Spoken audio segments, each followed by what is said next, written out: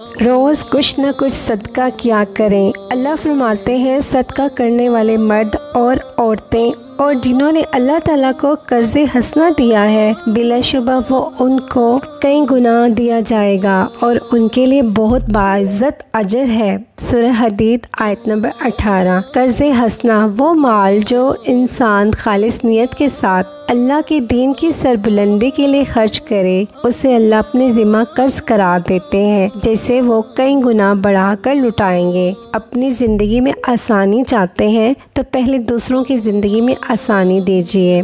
दूसरों की मदद किया करो, अल्लाह तुम्हारी मदद करेगा। दूसरों को सुकून देने वाला कभी बेसुकून नहीं होता। क़यामत के दिन मोमिन का साया उसका सदका होगा। रसूल अकरम सल्लल्लाहु अलैहि वसल्लम ने फरमाया, बेशक सदका अल्लाह के गज़ब को ठंडा करता है और बुरी मौत से बचाता है। तिरमिज़ी हदीस नंबर 664। सदका बलाएं टालता है। हम सदका देने के लिए बलाओं का इंतज़ार करते हैं। बांटने की आदत डालिए, चीज़ें भी, जज्बे भी और खुशियाँ भी।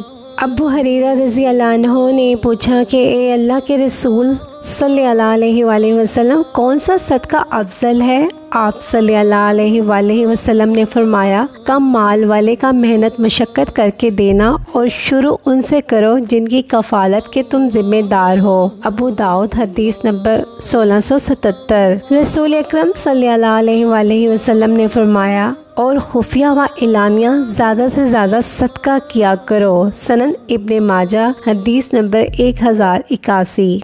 नबी करीम सल्लल्लाहु अलैहि वसल्लम ने फरमाया, सदका करो क्योंकि तुम पर एक वक्त ऐसा आएगा जब आदमी अपना सदका लिए फिरेगा, मगर कोई ऐसा शख्स नहीं मिलेगा जो आपके सदके को कबूल करेगा। जिसे देने लगेगा वो कहेगा, अगर तू इसे कल लेकर आता तो मैं इसे रख लेता, आज मुझे इसकी ज़रूरत नहीं। सही बुखारी हदीस नंबर 1411। सदका करते रहा करें। अगर आपको दुआओं से आराम ना आ रहा हो, परेशानियां ख़त्म ना हो रही हों, तंगदस्ती से निजात हासिल करना चाहते हैं तो सदका देकर देख लें, क्योंकि सदका बलाओं को टालता है, बीमारियों को दूर करता है, अल्लाह के गज़ब को ठंडा करता है और माल में बरकत पैदा करता है।